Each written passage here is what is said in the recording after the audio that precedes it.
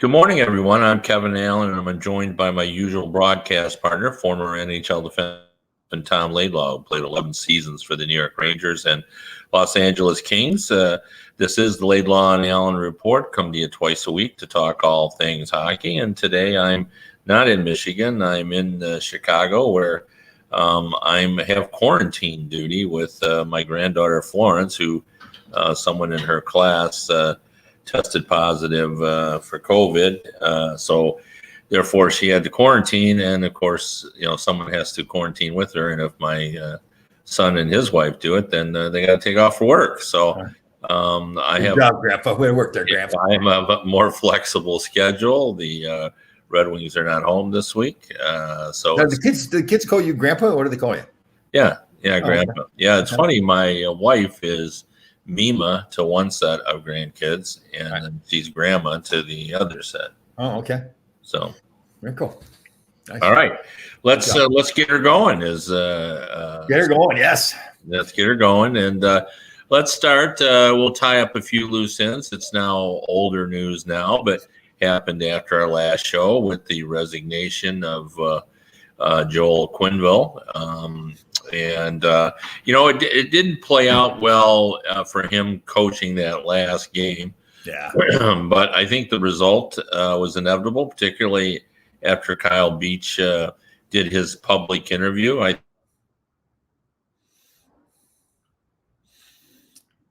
right, Kevin's froze up us a little bit. I'll pick up on the Quenneville situation. So Joel Quenneville, sorry, go ahead. Well, here's the thing for me. Like, you talked about coaching that last game that he coached after all the news came out. I just don't understand the whole thought process. I guess not. It looks like he included just didn't grasp how serious a situation this was, right? I guess, that's the way I'm sure you're going to spin it if you're, one of his allies. But clearly, I think there was an understanding. I think so many people look bad, even the players. I have a lot of respect for Jonathan Taves, always have. And boy, it's hard to not think that he would know what's going on, especially when you have other players saying, "Oh, everybody knew." Yeah, totally. So now sometimes people, exaggerate when you talk to people and they say, "Well, everybody's talking," and when you pin them down, it's actually three people who are talking. So I guess all that is possible, but we've all been around athletics, you more than me, but it's hard for something to go on in the dressing room, not everybody to be aware of it. Yeah, especially something like that too. It's just so out of the ordinary in a locker room. Players be like, "What?" And be going over and over. So just to be sure everybody understands, we're talking about the young Kyle Beach, who has come forward now with his name. And 11 years ago, he made allegations, which ultimately found to be true, that he was sexually abused by Aldridge, an assistant coach with the Chicago Blackhawks. And the real sad part is, that's a sad part, obviously, but the additional sad part is that they had a meeting, 7 people in the room, head coach Joe Quenneville, John McDonough, the president, Stan Bowman, general manager, and others. And they decided to do nothing about it. They wanted to wait until the playoffs were over with, and then had the abuser resign. And then he went off and abused another young boy in Michigan. So sad story. The one that I'm a total supporter of Gary Bettman in the National Hockey League. I think they're doing a fantastic job in so many different ways. But so they had the meeting with Quenneville, then he resigned. Then they had a meeting with Cheveldayoff, and there was Cheveldayoff who ultimately was in the room when the group in Chicago was told. He was an assistant general manager at the time. And from what I understand, so Cheveldayoff is not being punished in any way, does not have to resign. And the logic is that he was told by his boss that the boss was going to handle it. I just don't see that. Doesn't that bother you? It doesn't. That defense doesn't fly in any other world. In the military, we've seen many instances, all very serious crimes, going back to World War II, where you were not allowed to say, well, I was following orders. Yeah. You don't get away with it in the real world too. If you're working for somebody that commits a crime, and you say, "Well, I was just following orders." Yeah. They're, the police are going to say, "Yeah, well, you were still complicit and all that." So it's just like I'm thinking to myself, like, and I know you well enough. You and I've known each other for 40 years or something now. yeah, and the big part of your life is your family. And I just think to myself, like, if Kevin Shoveldayoff, who is now the general manager in Winnipeg, if that was his son or daughter that had been abused, or if he knew it was his son or daughter that he was trying to protect, the young boy in Michigan, you wouldn't just let your boss just handle it, right? I mean, these are all very. When you're second guessing, there's no gray in it. It seems all black and white. But I guess when you're living in it, it's kind of like there's laws on the books for if you see a crime and you don't report it, right? Yeah. Those kinds of things. You hear people discussing, and it's really easy to say, well, you should say it. And well,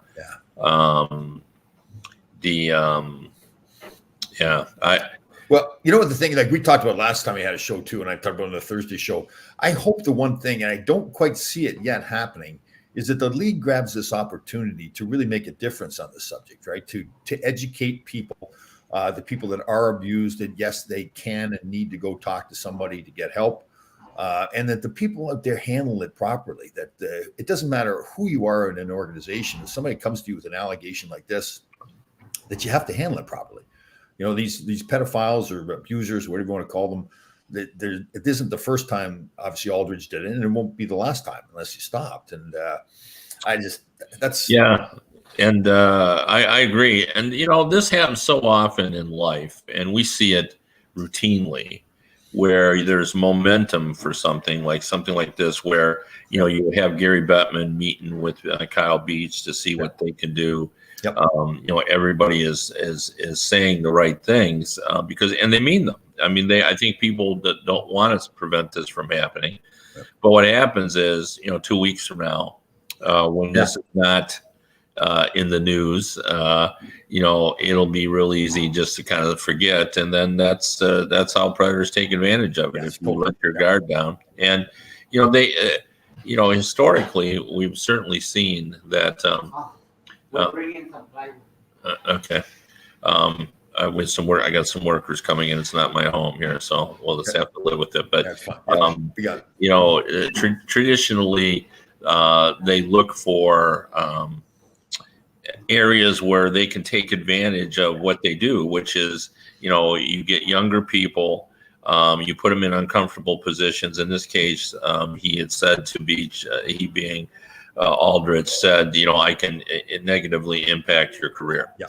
And, that's why you hear about these things with in religious organizations, in Boy Scouts, in school situations where you have adults and younger people. Now, Kyle Beach was an adult technically, but he's a young, impressionable, vulnerable person at 20 years old. Yeah, and he's coming up. He's a black ace, they call him in the National Hockey League. So the playoffs have started, and typically most teams, they bring up all the young kids that are available just to skate.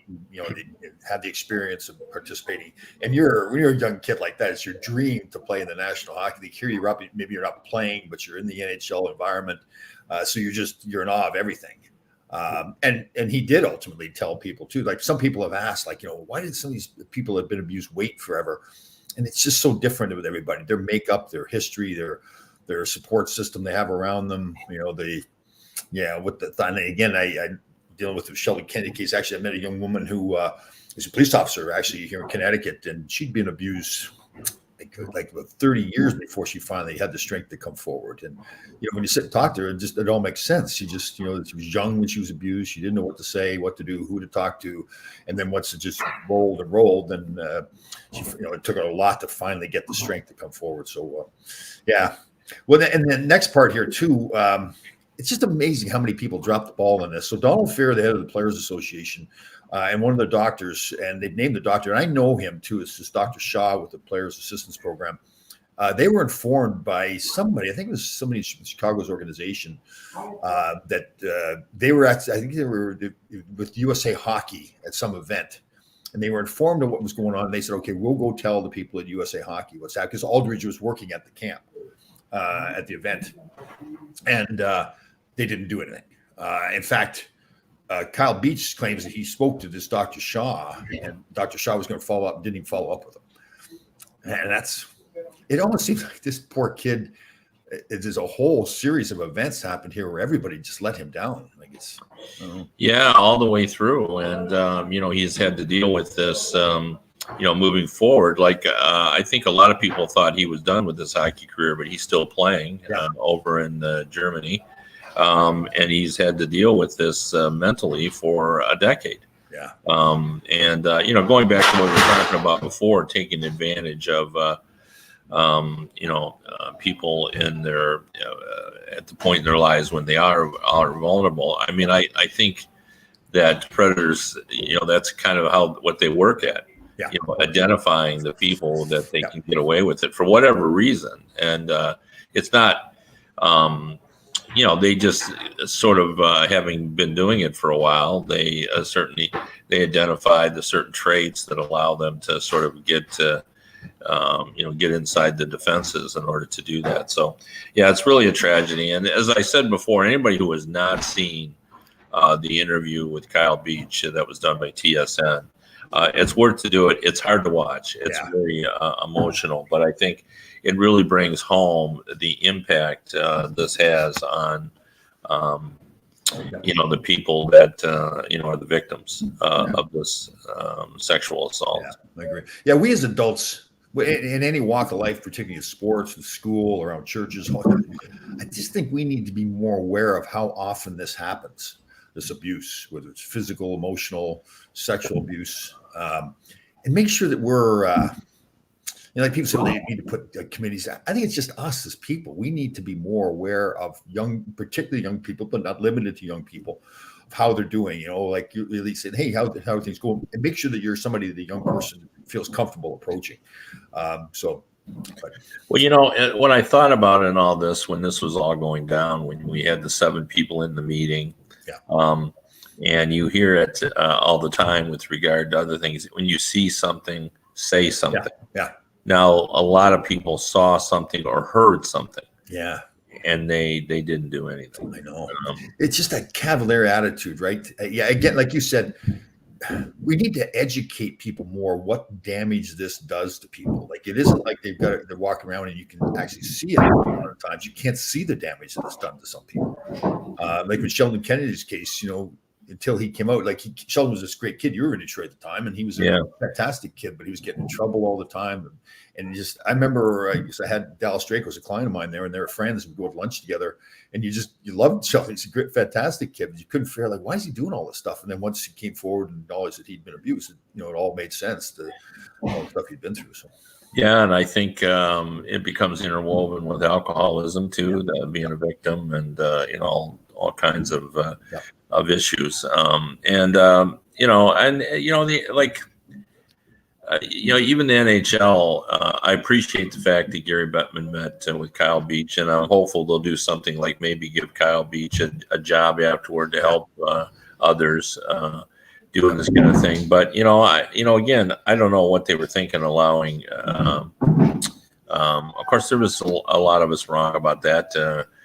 Thinking, well, they'll just do their own due diligence and get rid of them. But once you saw that interview, and in fairness to the league, I guess we should point out that interview was done an hour before the game. So I don't know at that point, was it I don't know. It's never too late, I guess.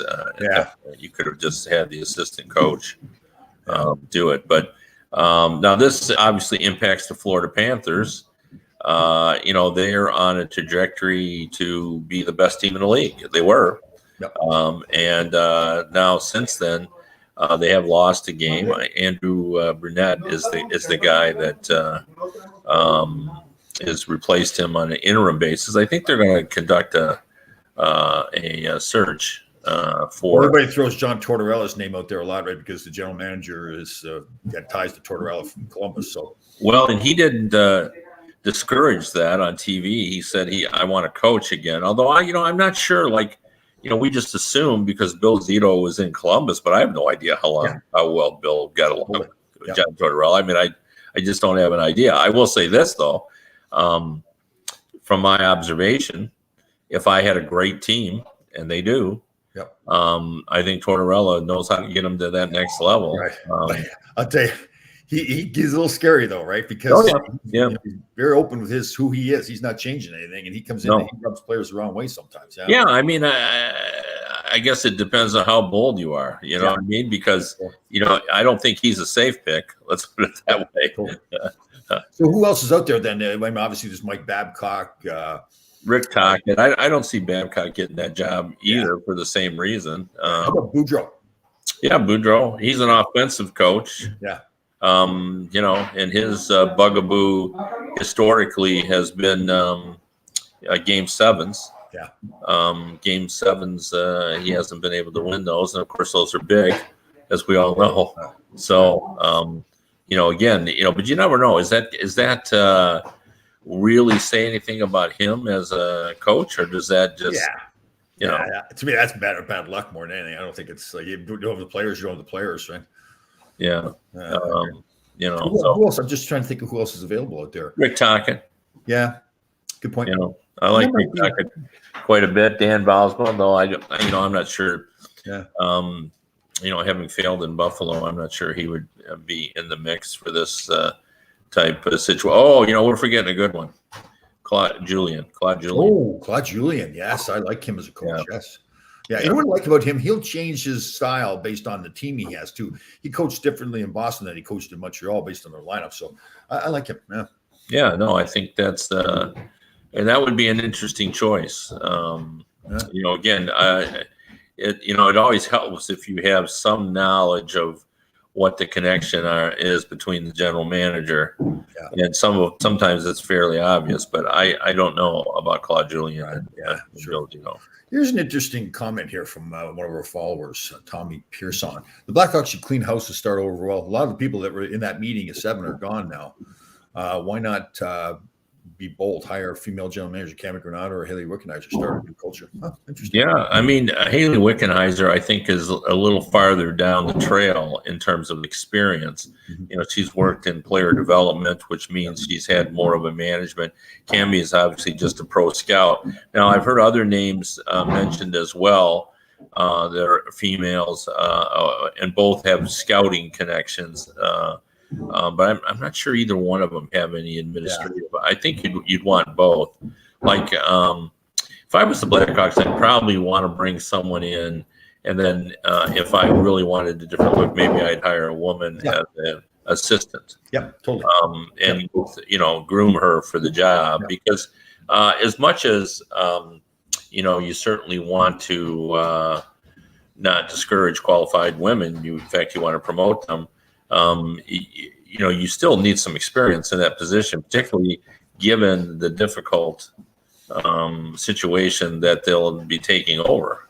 Totally. A lot of pressure on them, right? Yeah, it's kind of unfair if she's not that she's man or woman. It's the experience part. You're right. Right. Yeah. I mean, it's just that. So, I mean, why not? Or, you do what Seattle did, which is, you put those people in key positions. Right. The women that you've identified as being rising stars, and then, with the hope that they'll take you on an even greater role. I think Seattle has 2 or 3 women. I think their analytics head is a woman, and there are some women out there who've gotten a little experience, but it's a catch-22. Like, here I am saying, well, they don't have experience. Well, the reason they don't have experience is because they haven't been promoted. So this is one of the places left in the real world now. I don't think it's entirely possible, let me rephrase that. It's not as possible as it used to be to wow people with your interview skills. Like in the old days, you'd interview 5 or 6 people, and like if you had a great interview, they might just take you based on that. And I'm not just talking in sports, just in general. Well, the only guy that can do that in the NHL is Hackstall in Seattle. That's the only. Yeah, and I don't think you can do that as much anymore. Right. So. I know. Yeah. Well, you can't coach. They're not winning. So Yeah. that's not fair. I mean, it's just kidding you. How about our Carolina Hurricanes, run by our good friend Don Waddell, 9-0? They haven't lost yet. Wow. Well, I saw on Twitter. I wish I could give credit. Who I saw said it. I believe it was one of the Carolina beat writers who pointed out that Coach Konami has 3 goals and the Montreal Canadiens only have 2 wins. So he's got more goals. I forgot all about that too. That's right. Oh, yeah. So, I mean, they've got it all together. And they took some off-season criticism. A fan base didn't like them giving up Nedeljkovic. Yeah. And people thought it was a money thing that Tom Dunstan didn't want to pay the guy what he was worth. And they did give him up, but they went out and got Freddie Anderson, who's been sub 2-0. Yeah. Sub 2-0. Yeah. They seem to. I like that. I mean, obviously, Don is a good friend of ours, so we want him to do well. But I think he got a bad name when he was in Atlanta there because things didn't go well. But even the league, and then obviously it showed with Pete Kamanis, the former owner of the Carolina Hurricanes. From a business side, Don's done a fantastic job running hockey teams. And I think, again, it was unfair to him what happened in Atlanta with the ownership battling itself all the time. Really never got to be successful. So it's good to see that they're doing well there now. One of the ironies, and not many people will know this, but in the journalism world, Scott Burnside was living in Atlanta when the Thrashers was there. He's a writer. Oh, that's right. Yeah. Atlantic, and he was very critical of Don Waddell's handling of the Thrashers. Right. And just this past week, the Carolina Hurricanes hired Scott with their writing crew. So I guess they don't hold grudges. That's for sure. So he's actually writing for the team, and headed up by Don Waddell. Right. So Suzanne's obviously a huge New York Ranger fan, huge New York fan in general, and Igor Shesterkin. Man, he is good. He won last night again. 31 saves against Seattle. Yeah, our good friend Declan did a piece on. It's funny you should bring that up. On who would you rather have, Sorokin or Igor?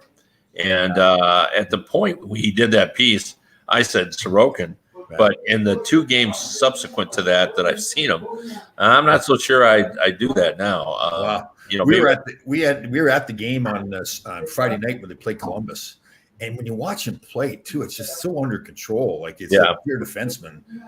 You're feeling so good. He had some of the saves he made, just controlling the rebounds. He was fantastic. Yeah, well, they're both great. And Igor is such an athletic goalkeeper. Yeah. I mean, you're splitting hairs really, but had we done a revote on that today, I would vote Igor. But I said at the time that I thought it was really close. They're both exceptional goalkeepers.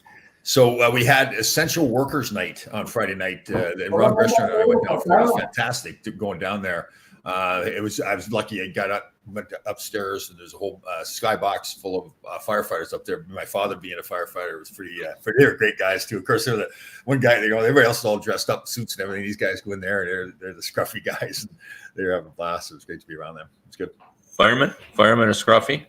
Yeah, they get the rough guy. One guy looked like he just got out of the woods. He was hunting or whatever. And I'm actually surprised at that because you always hear the stories about the good-looking fireman types and the they're dressed up. I mean, they had those fireman calendars that they put out. Those guys were all dressed pretty darn well, or undressed pretty well. Yeah, undressed pretty well. But they're the tough guys, right? I mean, they're So definitely. You and I should maybe do like a calendar or something like that, a broadcaster's calendar. Oh, you would like that for sure. I'm not so sure that fits my mode, but yeah. You still got the. You may be how many times? Let's see. You're retired now. 31 years. 31 years, that's right. Yeah. Yeah, but I would think that you're still have the same attitude that you had when you retired. And which one is that? Just the way you carry yourself. Like I think I'm better both physically and mentally than I was when I retired. That's one thing I look back at that I regret. I didn't handle retirement very well. I'd hurt my back. I was bitter. And I wasn't changing my attitude. I'm not getting on the trainer's table. I'll just solve it with having a beer. That was my mentality. And I think back now, like I was really, most guys want to end your career in a better way. And that's one part of my life I regretted that I didn't handle that. I think I've told you, like Rick Wilson, as an assistant coach. He was our assistant coach. He had a former player. I played in Montreal, had a good career. I'd hurt his back too, and he was great with me. And he'd skate around before practice out in LA, and he'd go, "Tom, you need to change your ways. What you're doing." He says, "I know what you're going through," because he'd been through the same thing. And I said, "Nope, this is it. This is the way I'm doing it." And so I was not a happy camper. But I had to get, the one good thing was I had to get to work right away, because we had to save. We didn't make much money back then, so we had to save much. So I had to get right in the agent business. So. Well, you were stubborn back then, and I'd say you're still stubborn. Yeah, well, that has continued. Yes, that part. Yes, indeed. Hopefully in better ways, though. Like I've learned to do things better. But it's interesting, but stubborn has a negative connotation. But there are certain things that being stubborn, like if you're stubborn about succeeding, there is some value to that. Stick-to-itiveness is is highly valued in some profession. The fact that especially in sports, if you just never quit. Well, and the one part that I realized this more when I went on Survivor, where they did the psychological testing. They say I've got the sheepdog thing in me, so I have this idea that I've got to protect the planet, and protect everybody on it. I do get a little stuff from that sometimes, but yeah, that's interesting. Yeah. By the way, did you see the Sunday meal? I did not. Salmon chowder. Wow. Oh, so we roasted up all the vegetables. First time I'd ever cooked using fennel as well. Do you use fennel? Not me personally, but I know my wife does. It is in our spice thing, because I've run across it when I've been looking. I actually got some fresh fennel at the store and put it in with my vegetables, roasted those up to make our broth. And then, so it was pretty healthy. So it's all vegetable broth, very little salt. Did you choose to make it salmon chowder versus clam, just because you went and looked at the price of clams? I didn't have any clams. I had salmon, so I just made a salmon chowder. I said, we're going to invent salmon. I just can't believe how much it costs for clams. Oh, is that right? Yeah. Yeah, it's very, very expensive. Yeah. For sure. Oh, well, Susan Brooks is taking a little bit of a shot here. I think, Kevin. Let me just get that up there on the screen. Sorry, Kevin, about your Lions, but how about them? Yeah, they're the Lions. She's referencing. I put this on Facebook. So I'm in Chicago, and I'm with my son, and we've already made the decision that I'm going to stay. My wife went home. Like, my wife was here with me. We were here for my son's game night birthday party, and we all played games on Saturday night. And then it became I became aware that my granddaughter had been exposed, and she was going to need to quarantine. So my wife couldn't do it. Normally she would do it, but she has my other grandkids this week, and so I said, okay, well, I'll stay and do it and stay here. So I watched the Lions game with my son yesterday, and so we're sitting on the couch. It's 1:00, and my 9-year-old granddaughter is walking to the front door to leave to go outside, and she's at a brisk pace as she walks through the living room. And I said, "Hey, Nora," that's her name. I said, "It's Eagles versus Lions. Who do you think's going to win?" And she said, "Eagles, because the Lions are terrible." And she never lost a beat in her step. She just kept walking as she said it, and she was out the door. It was like a mic drop. Yeah, and of course they played their worst game of the season against. Did they? Oh yeah, and they got hammered yet again. And they're going to set a record possibly of the first team ever to go 0-17, which is really remarkable when you think that it wasn't that long ago that they went 0-16. Right. They got the reward of Matthew Stafford for that little situation. So, they're in a mess. And, I always like to repeat this fact because it startles people, because they all know the various sports records of, failure, of how long it's taken for teams to win. If you're in hockey, you know that the Maple Leafs haven't won since 1967 and so forth. In my lifetime, and I am senior citizen age, I am Social Security age, in my lifetime, so 66 years, the Detroit Lions have won one playoff game. One playoff game. And they have a lot of loyal followers, right? Don't they have Yes, it's devoted. So what I like to say yesterday when I saw my granddaughter deliver the Lions are terrible speech is that my son has raised her right. And She should tell. Yeah, don't lie to the kids, right? Don't lie. yeah, to the no, kids. no, they know. I mean, there's a great meme that has gone around where it shows, it's the Lion King, and he's got Simba, his son, there, and he's got his arm around him, and he's basically saying, now you have to carry the burden now, that I'm passing along of how bad the Lions are, essentially. So. Well, here in New York with the Jets, this Mike White, young quarterback. It was funny during I was listening to sports show. I listened to Boomer Esiason in the morning, and they'd interviewed one of the Jets players. He was a wide receiver, a running back, or something. They asked him about Mike White. He made the comment like, "What's Mike White? He's going to be great. He's Mike White." And they're all making fun of him, like, well, Mike White hasn't played hardly. Like, what you're saying it like he's some savior. And then they're all like, this morning, they're like, "Wow, I guess that guy knew what he's talking about because man, he was good. Like 405 yards. He threw three touchdowns. He had 2 interceptions, but both of them were tipped by his receivers. So, yeah."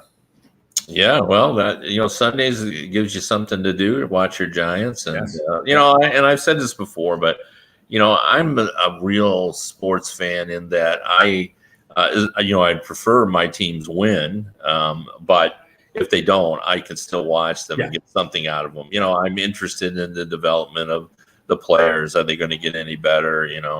That sort of thing, and where do we need help and all that.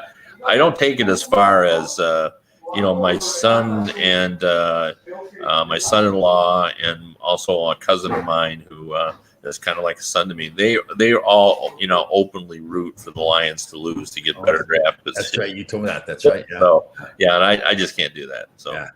Okay, here's a great question here. What's the difference between a chowder and a stew?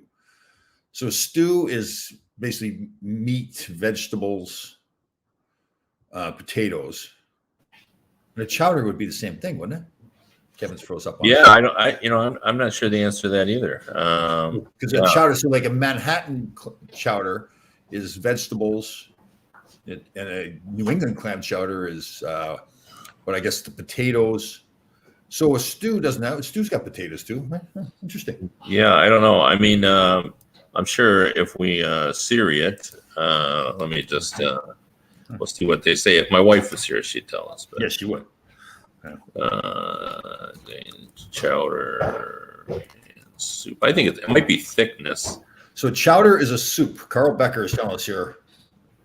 So chowder is a soup. A stew is okay. So basically, it can be this kind of chunky. It says here that it's just chunkier than a soup. Oh, okay. And it's similar to a stew, but not quite. So it's soupier than a stew, but chunkier than soup. Right. So essentially, that's the unscientific definition, I guess. Fennel. So I've added a new vegetable to my repertoire. Fennel. I didn't know what fennel was. Yeah. How are you doing with your celery salt? Are you using that? Well, we have. I don't. I'm not as. I don't cook as often as you do, so I don't do it. But I'm sure my wife has used it because she's a liberal spice user. So I saw something on.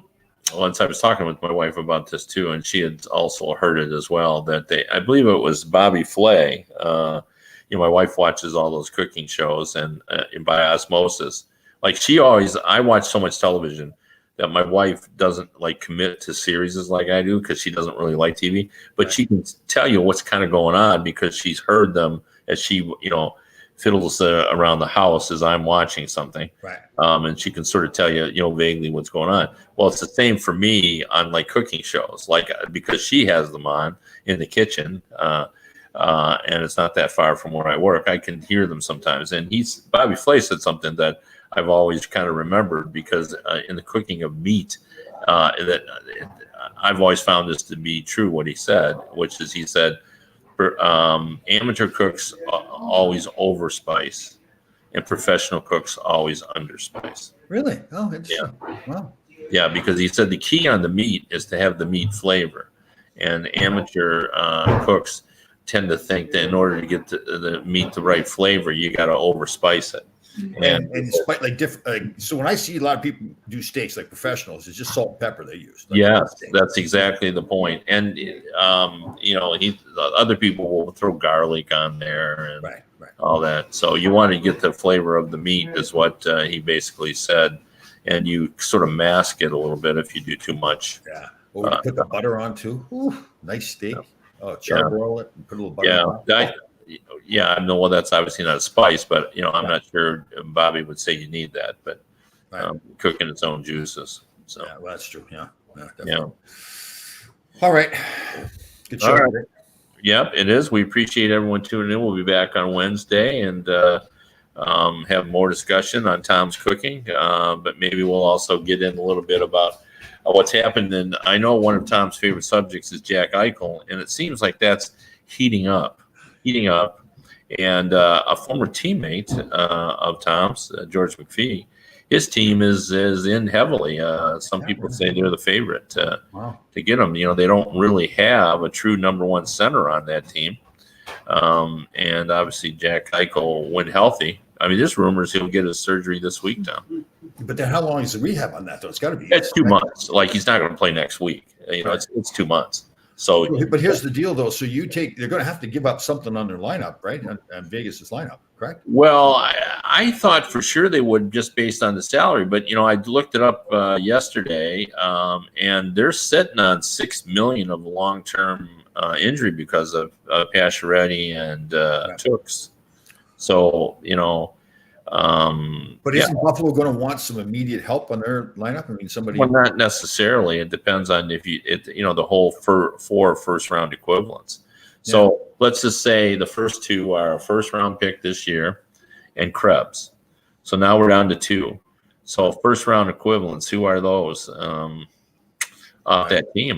First of all, the guys that would qualify for that, you're not going to give them. I mean, you're not giving them Peter Angelo. You're not giving them. So because if you're weakening your lineup in Vegas to get a guy that's going to help you 2 months down the road. Yeah, I don't think the Eichel trade is going to cost you players off your roster. Okay. Right. I mean, it may cost you some, but I think the general idea for Buffalo is to be, what can I have 3 years from now when I've got, the guy that I just drafted whose name escapes me right now. All I could think of is Owen Nolan, and that's not right. Owen Power. The power kid from Michigan? Yeah, Michigan, yeah. Boy, that Michigan team, unbelievable with all the talent they got. And Darlene will be a little bit older, so I think they're looking to get guys that will be, can help them now, but mostly I think they're looking 3 years down the road. So, and Calgary supposedly is in it too. I couldn't figure that out at all. I went and looked at their roster.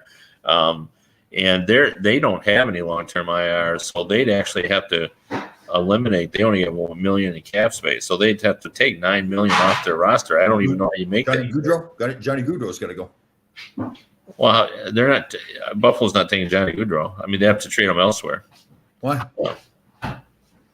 Why would they take a guy that's going to be an unrestricted free agent in a few months? Well, get him signed. They'll get him signed. Let's say they can. Unless there's a guarantee, but I'm not sure that's what they're looking for. Yeah, true. So see the Calgary, but Calgary played well. I tell you, they're a big physical. Well, team. They've really been good. I mean, I say this all the time. Every year, I underestimate Daryl Sutter. Yeah. The impact he can have on a team. Like, you watch that Calgary team now, and they're hard to play against. It's hard to move that puck down the ice against them. Yeah, totally. Very hard, very difficult.